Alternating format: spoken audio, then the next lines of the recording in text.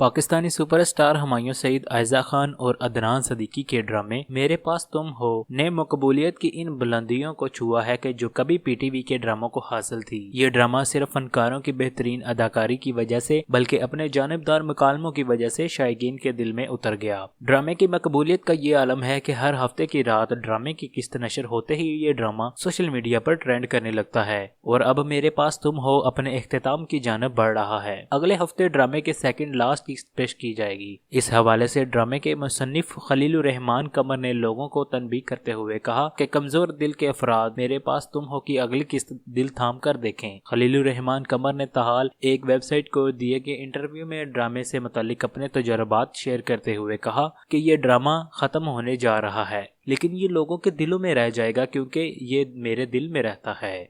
खलीलुर रहमान कमर ने कहा कि मुझे किसी पर तरस नहीं आता, लेकिन खुदा की कसम औरत के हाथों बर्बाद हुए मर्द पर मैं तरस खाता हूँ। इन्होंने कहा कि जब मैंने ये ड्रामा लिखने का इरादा किया तो खुद ब खुद मेरे जहन में मुकालमे उतरना शुरू हो गए और मैं इन्हें संभालता गया और लिखता गया। इन्होंने कहा कि याद रखें, खुदा ने मेरे कलम से वो चीज़ आपके पास भेज दी है जो बहुत सारी औरतों को संभलने का मौका देगी और बहुत सारे मर्दों को ये सोचने का मौका देगी कि ऐसी औरतों के मुंह पर थप्पड़ मारने की ज़रूरत नहीं कि वो बदकिस्मत अपने मुंह पर खुद थप्पड़ मार चुकी होती हैं। बस इन्हें दुआ दीजिए और रुखसत कीजिए और कहिए कि आप हमारे नहीं जनाब, हम आपके नहीं। खलीलुर रहमान कमर ने ड्रामे की अगली किस्त के हवाले से कहा, अब की बार जो किस्त नशर होगी वो 60 से 65 मिनट की होगी और सबसे दरख्वास्त करूंगा कि ज़रा दिल थाम कर बैठिएगा। जो कमज़ोर दिल हजरात हैं इनसे मेरी बहुत गुजारिश है कि अपनी दवाइयाँ पास लेकर बैठें, क्योंकि देखे बगैर तो इनसे रहा नहीं जाएगा। और मैं मजाक नहीं कर रहा,